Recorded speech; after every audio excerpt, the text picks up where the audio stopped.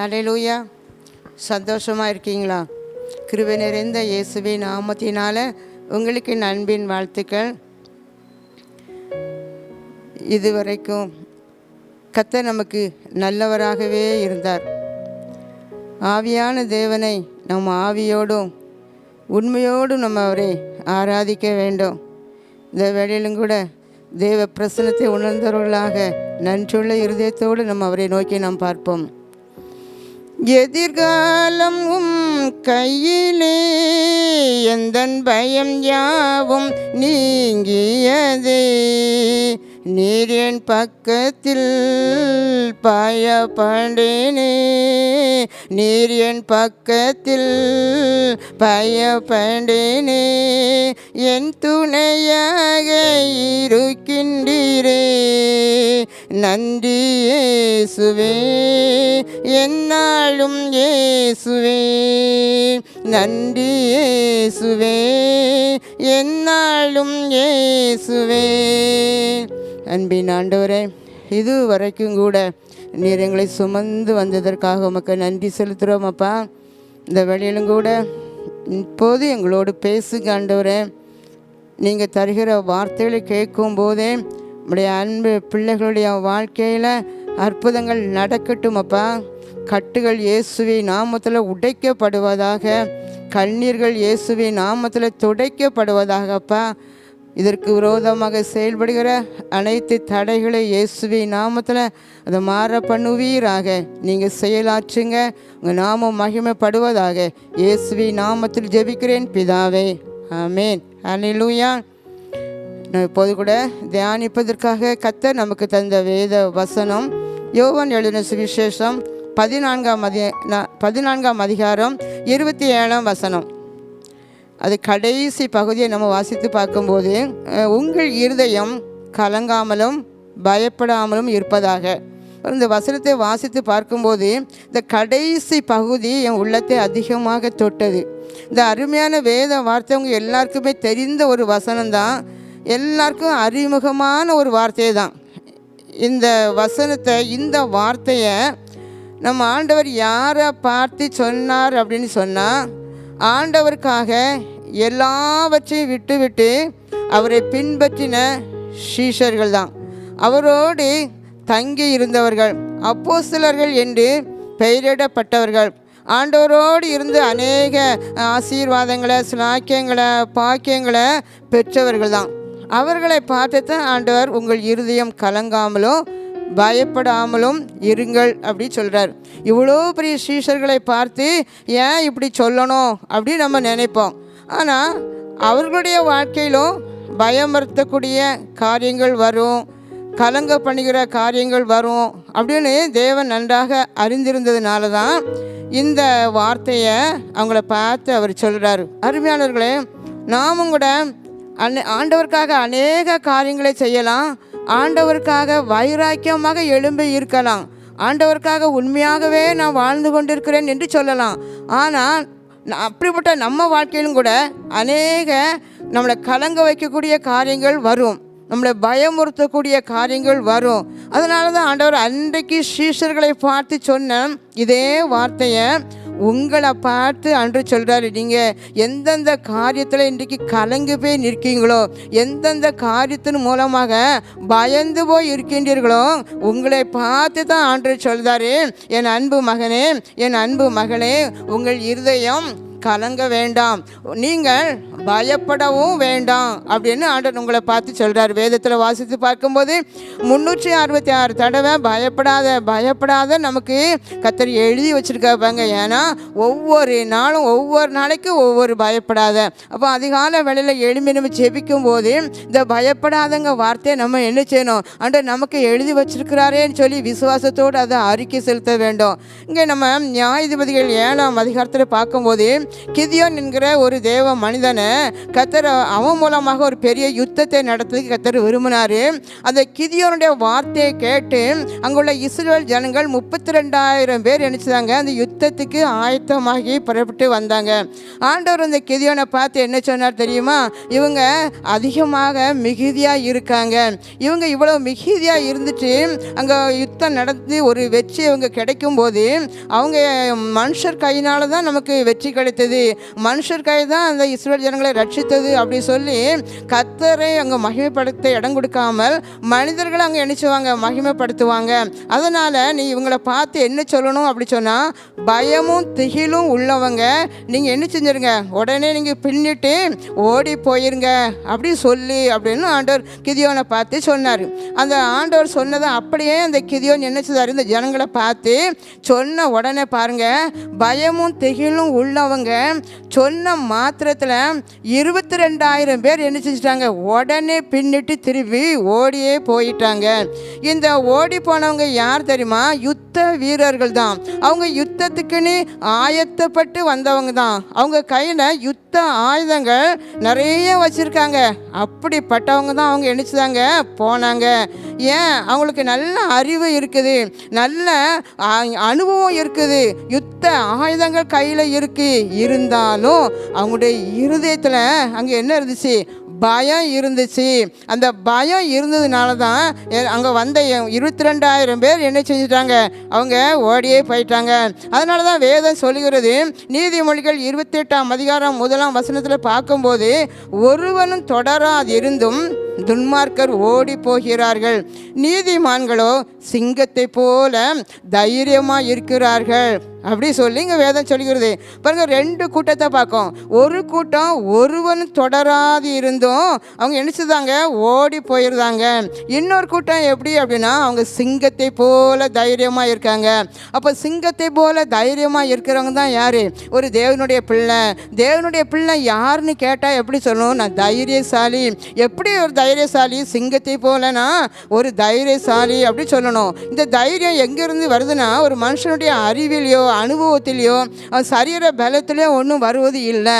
அந்த தைரியம் எங்கே இருந்து வருது அப்படி சொன்னால், 1 யோவான் 4ஆம் அதிகாரம் 18ஆம் வசனத்தை வாசித்து பார்க்கும்போது, அன்பிலே பயமில்லை, பூரண அன்பு பயத்தை புறம்பே தள்ளும் அப்படி சொல்லி வேதம் அழகாக நமக்கு சொல்லியிருக்கு. பாருங்க, எப்படி ஒரு மனுஷன் பயமில்லாமல் வாழ முடியும், அவன் பயமில்லாமல் பயத்தை எப்படி அவன் மேற்கொள்ள முடியும், எப்படி பயத்தை மேற்கொண்டு முன்னேறி செல்ல முடியும் அப்படின்னு சொன்னால், அவன் அன்புள்ளவனாக இருக்க வேண்டும். அன்பில் பயமில்லை, பூரண அன்பு அந்த பயத்தை புறம்பே தள்ளும் அப்படி சொல்லியிருக்கு. அப்போ இதுலேருந்து என்ன தெரியுது அப்படின்னா, ஒரு மனிதன் தேவ அன்பால் நிரப்பப்பட வேண்டும். அவன் தேவ அன்பால் அவன் நிரப்பப்பட வேண்டும். எப்படி? அவன் அறிவினால் நிரம்ப முடியாது, அவனுடைய அறிவு வளர்ச்சினால் ஞானத்தினால் அங்கே என்ன செய்ய முடியாது, அந்த அன்பால் அவன் நிரம்ப முடியாது.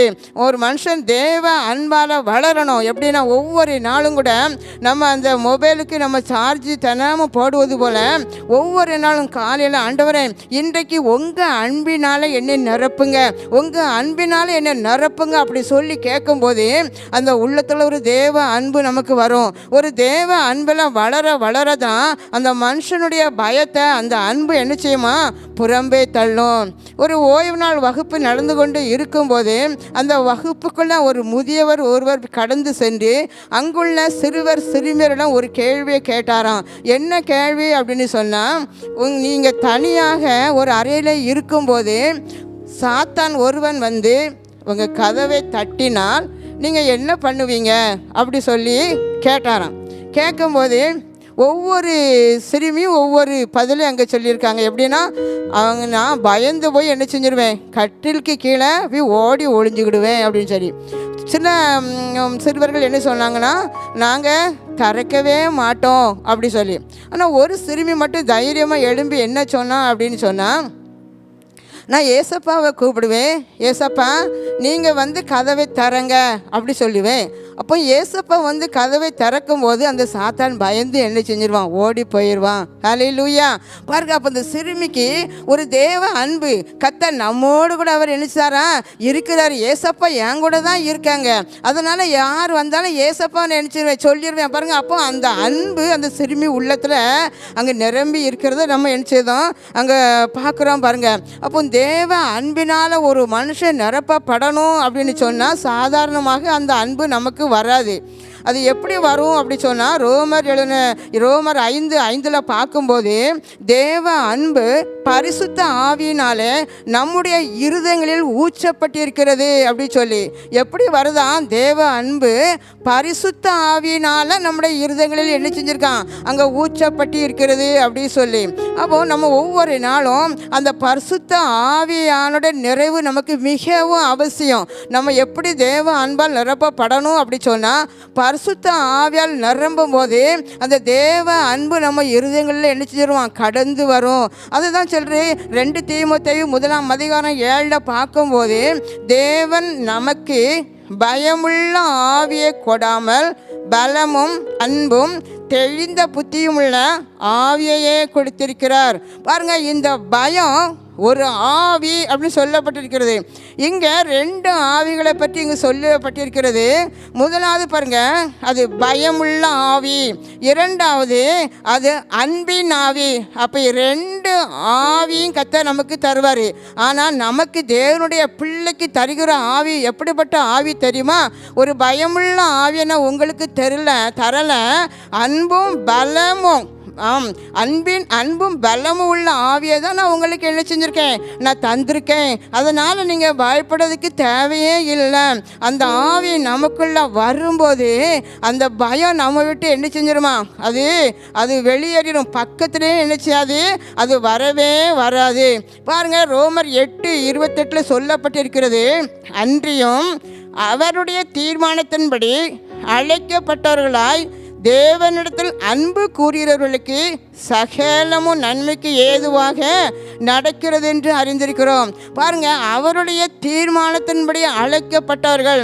தாயின் கருவிலே கர்த்தர் என்ன செஞ்சாராம்? கலாத்தியர் 1:15 சொல்லப்பட்டிருக்கிறது, அவர் தாயின் கருவிலே அவர் என்ன செஞ்சிருக்கிறாராம், அவர் தெரிந்து கொண்டார். அந்த தாயின் வயிற்றுக்குள்ளே இருக்கும்போதே அவர் என்னை அழைத்திருக்கிறார். ஹல்லேலூயா. அப்போ அவருடைய தீர்மானத்தின்படி அழைக்கப்பட்டவருடைய வாழ்க்கையில் எது வந்தாலும் கூட அது தீமைக்காக அல்ல, அது ஒரு நன்மைக்காகவே கர்த்தர் நமக்கு அனுமதிக்கிற ஒரு காரியமாக சொல்லப்பட்டிருக்கிறது. இயேசு கைது செய்யப்பட்டு விசாரணை நடந்து கொண்டு இருக்கும்போது அந்த சீமோன் பேதுரு அங்கே அதை பார்த்து கவனித்து கொண்டே இருக்கிறாரு. அங்குள்ள ஒரு வேலைக்காரி சீமோன் பேதுரை பார்த்து கேட்குறாரு, இந்த மனிதன் கூட தானே நீனும் இருந்தா அப்படி சொல்லி கேட்கும்போது பாருங்க, அந்த பேதுரு மறுதளிச்சாரு. நான் அறியேன், நான் அவர் என்ன நினச்சாரு, நான் அவர் தெரியாது, நான் அறியேன் அப்படி சொல்லி. ஆனால் திரும்ப இன்னொரு பெண் வந்து கேட்கும்போது சபித்து சத்தியம் பண்ணினார். அப்போ பாருங்க, இந்த பேதுரு வந்து ஒரு பயம், நம்ம சொன்னால் நம்மளே நினச்சிடுவாங்க, இப்படி சிலுவையில் அறைந்து கொன்றுவாங்க அப்படி சொல்லி பயந்து தப்பிப்பதற்காக ஆண்டவரை மறுதளித்தார் அப்படி சொல்லி பார்க்குறோம். ஆனால் பெந்தேகோஸ்து நாள் ஒரு நாள் வந்துச்சு, பரிசுத்த ஆவியின் அபிஷேகம் அவர்களுக்குள்ள வந்துச்சு. பரிசுத்த ஆவியின் நிறைவு வந்த போதும் இந்த பேதுரு மிகுந்த ஒரு தைரியம் உள்ளவராக யூதருக்கு பயப்படாமல் தைரியமாக பேசினதாக நம்ம பார்க்குறோம். எல்லா சீஷர்களும் பரிசுத்த ஆவியில் பெந்தேகோஸ்து நாளன்று நிரப்பப்பட்ட பிறகு அவங்க விசுவாசம் உள்ளவர்களாக தைரியமாக மாறினார் என்று சொல்லி நம்ம வேதத்தில் பார்க்குறோம். அநேக அற்புதங்களையும் அடையாளங்களையும் கூட அங்கே செய்தாங்க. உலகத்தை கலக்குகிறவர்கள் என்று அவங்க பெயர் பெற்றாங்க பாருங்க. அப்போது அதே சீமோன் பேதுருவோடு தான் ஆண்டவர் மரித்து உயிரோடு எழுந்த பிறகு கேட்குறாரு, நீ என்னிடத்துல அன்பு கூறுகிறாயா, நீ என்னிடத்துல அன்பு கூறுகிறாயா அப்படி சொல்லி கேட்குறாரு. உடனே பேதுரு சொல்கிறாரு, ஆமாம் ஆண்டவரே, நான் உங்களிடத்துல அன்பு கூறுகிறேங்கிறது உங்களுக்கு நன்றாக நீங்கள் அறிந்திருக்கீங்களா அப்படி சொல்லி. ஒரு தடவை கேட்டார், 2 தடவை கேட்காங்க, 3ஆவது தடவை ஏசப்பா கேட்கும்போது இந்த பேதுரு என்ன சொன்னார், ரொம்ப துக்கமாகி, அப்போ திரும்ப திரும்ப என்கிட்ட கேட்கீங்க, நீங்கள் எல்லாவற்றையும் அறிந்திருக்கீங்க, நான் உங்கள்கிட்ட அன்பாக இருக்கிறத நீங்கள் அறிந்திருக்கீங்க அப்படின்னு அவர் நினைச்சாரா, அவர் சொன்னார். அப்போது இந்த நாட்களில் ஆண்டவர் ஆண்டவர் நம்ம நேசிக்கணும்னு விரும்புகிறோம். ஆனால் ஆண்டவர் கூட நான் நேசிக்கிறேன், என் பிள்ளை என்ன செய்யணும், நேசிக்கணும். அப்போ சீமன் பேதுரு சொன்னோன்னா, நேசிக்கிறேன்னு சொன்ன உடனே ஆடுகளை நீ என்ன செய்ய, மேய்ப்பாயாக அப்படி சொல்கிறார். அப்போ விரும்புதவங்க நம்ம என்ன கேட்டாலும் அவங்களுக்கு என்ன செய்வோம், அப்படி தானே. அப்போ உண்மையிலே நம்ம ஆண்டவரை நேசித்தோம் அப்படி சொன்னோம், அப்படியே ஆடுகளை நம்ம என்ன செய்யணும், மேய்க்க வேண்டும். அதான் அந்த இந்த சீமன் பேதுருட்ட கேட்கும் போதே, நான் உண்மையிலேயே உண்மை நேசிக்கிறேன் அப்படிதாக நினைச்சாராம். அவர் சொன்னதாக நம்ம வேதத்தில் நம்ம நினைக்கிறோம், நம்ம பார்க்குறோம் பாருங்கள். அப்போ அவருடைய ஆவி நமக்குள்ளே இருந்துச்சுன்னா நம்ம எப்படி இருக்கோம், அவருடைய ஆவி பரிசுத்த ஆவியால் நிரம்பப்பட்ட பிறகு நமக்குள்ள அன்பு, தேவ அன்பு நமக்குள்ள கடந்து வருகிறது. என் உயிரான இயேசு என் உயிரோடு கலந்து, என் உயிரே நான் உம்மை துதிப்பேன், என் உயிரே நான் உம்மை துதிப்பேன், என் உயிரான உயிரான உயிரான இயேசு என் உயிரான உயிரான உயிரான இயேசு என் உயிரான இயேசு என் உயிரோடு கலந்து, என் உயிரே நான் உம்மை துதிப்பேன், என் உயிரே நான் உம்மை துதிப்பேன். பாருங்க, அவருடைய ஆவி நமக்குள்ளே இருக்கும்போது நம்முடைய ஆவியும் அவருடைய ஆவியும் என்ன செய்து அங்கே ஒன்றாக கலக்கிறது. அப்போ அவருடைய அன்பு நமக்குள்ளே கடந்து வருகிறது. ஹல்லேலூயா, ஹல்லேலூயா. அப்போது ரெண்டாவதாக நம்ம பார்க்குறோம், ஒரு மனுஷனுடைய ஆண்டவர் நமக்குள்ளே இருக்கும்போது அங்கே என்ன பயம்னா நமக்கு வராது அப்படி சொன்னால், சங்கீதம் 27:3 நம்ம வாசித்து பார்க்கும்போது, எனக்கு விரோதமாக பாளையம் இறங்கினாலும் என் இருதயம் பயப்படாது. தாவீது சொல்கிறார் பாருங்க, எனக்கு விரோதமாக பாளையம் இறங்கினாலும் என் இருதயம் என்ன செய்யாது, பயப்படாது. ஏன்னா எனக்குள்ளே யார் இருக்கா, தேவன் இருக்கிறார். அவருடைய அன்பு எனக்குள்ளே இருக்கிறதுனால அவர் என்ன சொன்ன, அது தாவீதுக்கு பயமே இல்லை. 2 ராஜாக்கள் 6:16 ஒரு சம்பவத்தை நம்ம பார்க்குறோம். எலிசாவுக்கு விரோதமாக சீரியா ராஜா தன்னுடைய படைகளை அனுப்புகிறாரு. எப்படியாலும் அந்த எலிசாவை நீங்கள் என்ன செஞ்சுருங்க, பிடிச்சிட்டு வந்துடுங்க அப்படி சொல்லி தன்னுடைய இராணுவ படைகளை அங்கே அனுப்புகிறாரு. அவங்க இரவோட இரவ அந்த பட்டணத்தை சுற்றிலுமாக நின்று கொண்டு இருக்காங்க, ஏராளமான அங்கே வீரர்கள். காலையில் தூங்கி முழித்த உடனே எலிசாவின் வேலைக்காரனாய் கேஎஸ் இதை பார்த்து மிகவும் கலங்கி அந்த எலிசாவிடம் போய் அப்படியே சத்தம் போட்டு அழுறாரு, ஐயா ஆண்டவனே, நம்மை சுற்றி நம்ம இவ்வளோ திரளான அங்கே யுத்த வீரர்கள் நின்று கொண்டு இருக்காங்க, படைகள் நின்று கொண்டு இருக்கிறது, நம்ம என்ன செய்ய போகிறோம் அப்படி சொல்லி. ஆனால் இந்த எலிசா உடனே ஆண்டவரை பார்த்து ஒரு விண்ணப்பம் பண்ணினார், இந்த கேஎஸ்னுடைய கண்களை நீங்கள் என்ன செஞ்சுருங்க, திறந்துருங்க. இவன் கண்கள் திறந்ததுனால தான் இந்த இராணுவ படைகளெல்லாம் பார்க்க முடியுது. அது என்ன கண்ணுனா சரீர கண். ஆனால் இப்போ எலிசா ஜெபித்த ஜெபம் என்ன கண் திறக்கணும், ஆவிக்குரிய கண் திறக்கணும் அப்படி சொல்லி உடனே ஆண்டவருடைய கண்ணை திறந்தாரு. திறக்கும் போது அந்த வேலைக்காரர்களுக்கு இது என்னச்சுது, எல்லாமே தெரியுது. பயப்படும் போது அந்த 2 ராஜாக்கள் 6:16 அங்கே எலிசா என்ன சொல்கிறாரு, அந்த வேலைக்காரனை பார்த்து, பயப்படாத, அவர்களோடு இருக்கிறவர்களை பார்க்கலாம் நம்மோடு இருக்கிற அதிகம். அப்போ அந்த எலிசாவுக்கு வேடிக்கையாக தான் இருந்திருக்கும் கண் திறக்கிறதுக்கு முன்னாடி. ஏன்னா 2 பேர் தான் இருக்கும், அவங்க திரளான பேர் நின்று கொண்டு இருக்காங்க. ஏன் இந்த நம்ம எஜமான் இப்படி சொல்கிறாருன்னு சொல்லி கொஞ்சம் அப்படியே அனுப்பிச்சிருப்பாரு, அப்படி கலங்கியிருப்பாரு. ஆனால் திரும்ப கண் திறந்தவர் தான் தெரியுது, இதுதான் நம்முடைய ஆண்டவர் சொல்லியிருக்காரு அப்படி சொல்லி உணர்ந்திருப்பார். பாருங்க, இன்றைக்கு அருமையான நம்முடைய வாழ்க்கையிலும் கூட நம்மை சுற்றிலுமாக சத்துருக்கள் பெருகும்போது நம்ம பயப்படுறோம். பயந்து இந்த கேயாசி பயந்தது போல் நம்ம நினைச்சதும் நம்ம பயப்படுறோம் பாருங்கள். ஆனால் 1 யோவான் 4:4 என்ன சொல்லியிருக்கிறது, உலகத்தில் இருக்கிறவனிலும் உங்களில் இருக்கிறவர் பெரியவர். அப்போ உலகத்தில் இருக்கிற எல்லாரை காட்டிலும் உங்களோடு இருக்கிறவர் பெரியவர். அதனால் இன்றைக்கு அருமையானவருடைய உங்கள் வாழ்க்கையிலும் கூட ஏராளமான சத்துருக்கள் இருக்கக்கூடும். சாத்தானை எதிர்த்து நிற்க உங்களுக்கு திராணி இல்லை. பொல்லாத மனிதர்களை எதிர்த்து நிற்க உங்களுக்கு திராணி இல்லாமல் நீங்கள் இருக்கலாம். ஆண்டவர் உங்களை பார்த்து தான் சொல்கிறாரு, என் அன்பு பிள்ளைகளே, இதெல்லாம் பார்த்து நீங்கள் என்ன செய்யாதங்க, நீங்கள் பயப்படாதங்க. அன்றைக்கு எலிசாவை சுற்றி எப்படி அக்கினி குதிரைகளும் அக்கினி ரதங்களும் வானத்திலிருந்து இறக்கி சூழன பாளையம் இறங்கி பாதுகாத்தேனோ, அதே போல் உங்களுடைய வீட்டை சுற்றிலுமாக, உங்களுடைய தொழிலை சுற்றிலுமாக அப்படி நான் என்ன செஞ்சிருக்கேன், பரலோக அக்கினி குதிரைகளையும் ரதங்களையும் அனுப்பி வைத்திருக்கிறேன். ஹல்லேலூயா.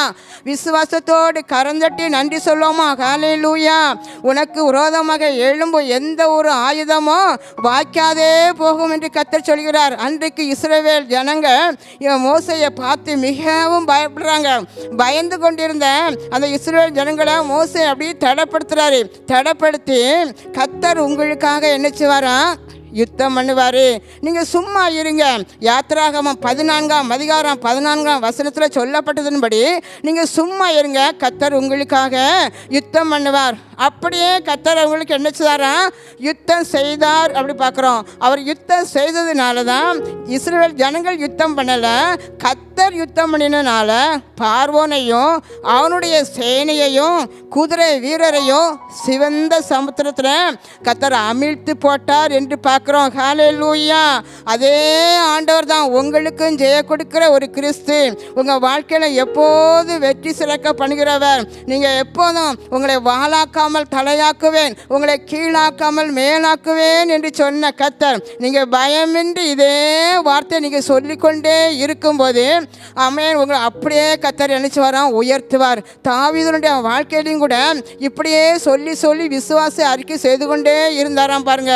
அதனால தான் அவருக்கு சத்துருக்களுக்கு முன்பாக ஒரு பந்தை அவர் நினைச்சாராம் ஆயத்தப்படுத்தினார். தாவீதுக்கு ஆயத்தப்படுத்தின கர்த்தர் உங்களுடைய வாழ்க்கையிலும் கூட உங்கள் சத்துருக்களுக்கு முன்பாக உங்களுக்கு ஒரு பந்தை அவர் நினைச்சு வரான், நான் ஆயத்தப்படுத்துவேன். அது மட்டுமல்ல, உங்கள் தலையை நான் பரிசுத்த ஆவினால எண்ணெயினால நான் நினைச்சவேன் அபிஷேகம் பண்ணுவேன் அப்படின்னு சொல்லி கர்த்தர் உங்களை பார்த்து சொல்லிக்கிறார் பாருங்க. அப்போ கர்த்தர் என் வெளிச்சமோ என் ரட்சிப்புமானவர், நான் யாருக்கு பயப்படுவேன், கர்த்தர் என் ஜீவனின் பலனானவர், யாருக்கு அஞ்சுவேன் அப்படி சொல்லி தாவீது சொல்கிறாரு பாருங்க. அப்போ இன்றைக்கு உங்கள் தலையை சுற்றிலும் இருக்கிற எல்லா சத்துருவுக்கு மேலாக கர்த்தர் உங்கள் தலையை என்ன சொல்கிறாராம், உயர்த்த போகிறாரு. அதன் மித்தமாக நீங்கள் என்ன செய்வீங்க, உங்கள் கூடாரத்தில், அவருடைய கூடாரத்தில் போய் நீங்கள் ஆனந்த பலிகளை இட்டு கர்த்தரை பாடி நீங்கள் கீர்த்தனை பண்ண போகிறீங்க. கரந்தட்டி நன்றி சொல்லுவோமா? ஹல்லேலூயா. ஆமென். கர்த்தர் இன்றைக்கு உங்களை பார்த்து நீ கலங்காத, நீ பயப்படாத அப்படி சொல்கிற ஆண்டவர் தான் நான் உங்களுக்கு முன்பதாக நான் கடந்து செல்வேன் என்று வாக்கு கொடுக்கிறார். தாவீது சொன்னார் சங்கீதம் 18:29, உம்மாலே நான் ஒரு சேனைக்குள்ளே பாய்ந்து போவேன், என் தேவனாலே நான் ஒரு மதில தாண்டுவேன் அப்படி சொல்லி உற்சாகமாக சொன்னார். அப்போ இன்றைக்கு அருமையானவர்களே, உங்களுக்கு விரோதமாக ஏராளமான மனிதர்கள் எழும்பி இருக்கலாம், ஏராளமான சத்துருக்கள் உங்களுக்கு விரோதமாக எழும்பி நின்றுருக்கலாம். ஆனால் இன்றைக்கு ஆவியானவர் உங்களை பார்த்து தான் சொல்கிறாரு, உங்களை இன்றைக்கு கூட அன்றைக்கு எப்படி அந்த தாவீதுக்கு ஒரு வெற்றியை கொடுத்தாரோ அதே வெற்றியை நான் உங்களுக்கு தருவேன் என்று கர்த்தர் வாக்கு கொடுக்கிறார். ஹல்லேலூயா. ஹல்லேலூயா. எல்லாரும் கண்களை மூடி தேவ பிரசன்னம் மத்தியில் கடந்து வரணும். அவர் நம்மோடு கூட பேசினார். அவர் பேசின வார்த்தை ஆமென் உங்களுக்கு தான். அது விசுவாசத்தோடு நீங்கள் அதை அறிக்கையிட வேண்டும். ஹல்லேலூயா. வெள்ளம் போல சாத்தான் வந்தாலும் ஆவிதாமை கொடி பிடிப்பார், அஞ்சாதே என் மகளே, நீ அஞ்சாதே என் மகனே, அஞ்சாதே என் மகளே, நீ அஞ்சாதே என் மகனே. கண்களை மூடி உங்களோடு கர்த்தர் பேசினார் அல்லவா? ஒரு விசை என்ன பயம் உங்களை சூழ்ந்து கொண்டிருக்கிறது, உங்களை பயமுறுத்தக்கூடிய காரியங்கள் எதுவாக இருந்தாலும் கூட இந்த நாளில் நீங்கள் ஒரு விசை ஆண்டவரே உங்கள் ஆவியில் நிரம்பும் போது தான் அந்த உங்கள் தேவ அன்பு என்னை நிரப்பும் சொல்லிடுங்க ஏசப்பா. இந்த நாளில் நம்முடைய பரிசுத்த ஆவியினால் என்னை நிரப்புங்க ஆண்டவரே. Hallelujah, hallelujah, amen. Thank you Jesus, hallelujah.